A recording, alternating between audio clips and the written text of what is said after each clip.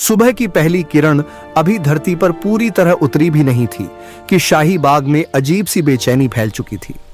हवा शांत थी, पर सम्राट अकबर का मन तूफान की तरह व्याकुल था। उनके सामने कोई युद्ध नहीं था, कोई विद्रोह नहीं था, फिर भी उन्हें लग रहा था कि उनका राज्य धीरे धीरे कमजोर होता जा रहा है। कारण तलवार या शत्रु नहीं, बल्कि दरबार की सुस्ती थी। आदेश दिए जाते पर काम अधूरे रह जाते, प्रश्न पूछे जाते पर उत्तर बिना सोचे दिए जाते, जिम्मेदारियां सौंप दी जाती पर कोई उन्हें निभाने को तैयार नहीं होता। अकबर ने गहरी सांस लेते हुए कहा, लगता है मेरे दरबार में केवल एक ही बुद्धिमान है, और वह है बीरबल। बाकी सब केवल पद पर बैठे हैं, बुद्धि पर नहीं। उसी क्षण उन्होंने बीरबल को बुलवाया। बीरबल, अकबर बोले, क्या मेरे सभी दरबारी मूर्ख हो गए हैं? क्या मुझे इन्हें हटाकर नए दरबारी नियुक्त करने चाहिए? बीरबल ने शांत स्वर में कहा, महाराज, किसी को मूर्ख कह देना आसान है, पर उसकी बुद्धि की परीक्षा लेना ही सच्चा न्याय है। यदि अनुमति हो तो मैं 3 अजीबोगरीब परीक्षाएं लेना चाहता हूं। अकबर ने तुरंत सहमति दे दी। अगले दिन पूरे दरबार में घोषणा हुई, आज हर दरबारी और मंत्री की 3 विशेष परीक्षाएं होंगी। पहली परीक्षा, अदृश्य वस्तु की पहचान। बीरबल ने एक खाली थाली दरबार के बीच रख दी और बोले, इस थाली में एक अनमोल वस्तु रखी है, जो इसे पहचान लेगा वही सबसे बुद्धिमान माना जाएगा। दरबारी एक एक कर आगे आने लगे। एक बोला, यह सोने की धूल है। दूसरा बोला, यह जादुई औषधि है। तीसरा बोला, यह अदृश्य रत्न है। सब बिना देखे बिना सोचे बस अनुमान लगाते गए। तभी एक युवा मंत्री बोला, महाराज, यह थाली खाली है। बिना प्रमाण के उत्तर देना बुद्धिमानी नहीं। बीरबल मुस्कुरा उठे। यही तो परीक्षा थी। जो बिना जांचे उत्तर देता है वह सत्य से दूर रहता है। दूसरी परीक्षा, सबसे भारी वस्तु। अब बीरबल ने पूछा, बताइए संसार की सबसे भारी वस्तु क्या है? दरबारियों ने तुरंत उत्तर देना शुरू कर दिया, हाथी, पर्वत, लोहे का खजाना। पर एक शांत मंत्री ने कहा, महाराज, सबसे भारी वस्तु जिम्मेदारी होती है, जिसे उठाने से कई लोग डरते हैं। अकबर ध्यान से सुन रहे थे। बीरबल ने कहा, जो व्यक्ति जिम्मेदारी से भागता है वह सबसे भारी बोझ से भागता है। दरबार में कई दरबारी सिर झुकाकर खड़े हो गए।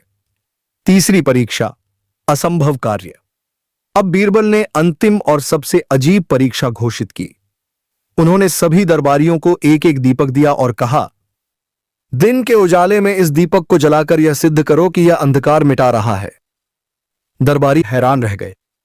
कुछ ने दीपक जलाकर दिखावा किया, कुछ बोले दीपक जल रहा है इसलिए अंधकार मिट रहा है। लेकिन कुछ बुद्धिमान दरबारी बोले, महाराज, जहां प्रकाश पहले से है वहां दीपक जलाना केवल दिखावा है। असली बुद्धिमानी सही समय और सही स्थान पहचानना है। अब बीरबल ने अकबर की ओर देखा और बोले, महाराज, 3 परीक्षाओं ने सब स्पष्ट कर दिया। पहली में बिना सोचे उत्तर देने वाले सामने आए। दूसरी में जिम्मेदारी से भागने वाले उजागर हुए। तीसरी में दिखावा करने वाले और सच्चे बुद्धिमान अलग हो गए। अकबर की चिंता धीरे धीरे समाप्त होने लगी। उन्होंने कहा, अब मैं समझ गया कि समस्या दरबारियों की बुद्धि नहीं, उनकी आदतें हैं। बीरबल ने अपनी चालाक योजना बताई। महाराज, जो दरबारी तीनों परीक्षाओं में असफल हुए उन्हें तुरंत नहीं हटाया जाएगा। पहले उन्हें प्रशिक्षण दिया जाएगा। यदि वे फिर भी जिम्मेदारी न निभाएं तभी पद से हटाया जाएगा। कुछ दरबारी जिन्हें केवल पद का अहंकार था, प्रशिक्षण में भी असफल रहे। उन्हें सम्मानपूर्वक पद से हटा दिया गया। नई नियुक्ति की प्रक्रिया भी अनोखी थी।